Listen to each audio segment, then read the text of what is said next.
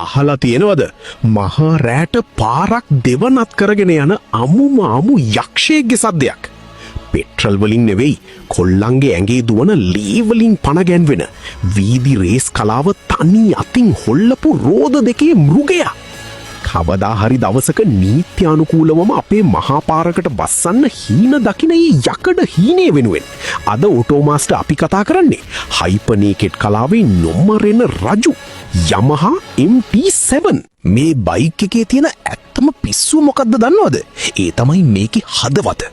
මේක නිකම් parallel twin engine වක් නෙවෙයි. මේක 689cc liquid cooled DOHC double overhead cam cylinder එකකට වැල්ව් 4ක් තියෙන CP2 එහෙමත් නැත්නම් cross plane දෙකක එන්ජිම.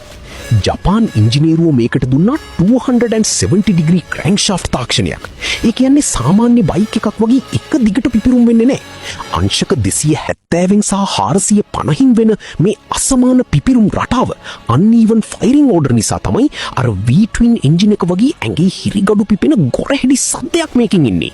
මේ එන්ජිමේ ඇතුලේ තියෙන්නේ forged aluminium piston. බරින් අඩුයි හැබැයි ශක්තියෙන් උපරිමයි. අශ්ව බල 73කට වඩා පිට කරන මේ මෘගයාගේ නියම සෙල්ලම තියෙන්නේ ටෝක් එකේ. හරියටම 6500 RPM වලදී නිව්ටන් මීටර් 67ක උපරිම ටෝක් එකක් පාරට දෙනවා. ඒ කියන්නේ throttle එක අඹරනකොටම power එක ඉන්නේ අතට. පරක්කු වෙවි ඉන්නේ නේ. දුන්න ගමන් ඇදලා යනවා. ඒ නිසයි මුළු ලෝකෙම මේකට master of torque වගේම wheel machine එක කියන නමත් පට බැන්දි. මේ power එක පාලනය කරන්න Yamaha මේකට දුන්න high tensile steel tubular frame එකක්. එන්ජිම පාවිච්චි කරන්නේ බයික් එකේ chassis ට ශක්තිය දෙන තවත් එක කොටසක් stressed member විදිහට.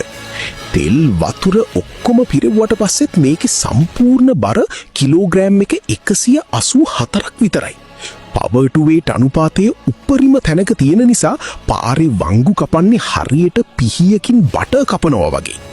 මේ power එක නවත්තන්න ඉස්සරහ රෝදෙට dual millimetre 298 disc brake set එකක් දීලා තියෙනවා. ප්ලාස්ටික් කෑලි වලින් වහපු බොරු ෂෝ තියෙන ලොකු බයික් වලට වඩා එන්ජිමේ එළිය දාගෙන අමු රස්තියාදුකාර පෙනුමක් තියෙන මේ නේකඩ් බයික් එකේ තියෙන්නේ සල්ලි වලට ගන්න බැරි පට්ට ගැම්මක්. මේක නිකම්ම යකඩ ගොඩක් නෙවෙයි. මේක ලංකාවේ බයික් පිස්සන්ගේ ආගමක්. කවදා හරි දවසක මේ යකඩ හීනෙට යන්න දඟලන හැම කොල්ලෙක්ම මේ වීඩියෝ එක අනිවාර්යෙන්ම ෂෙයා කරන්න. තවත් මේ වගේ ඇඟේ ලේ රත් කරන තාක්ෂණික යකඩ හීන ගැන දැනගන්න ඔටෝමාස්ටර් අපිව අනිවාර්යෙන්ම ෆලෝ කරන්න.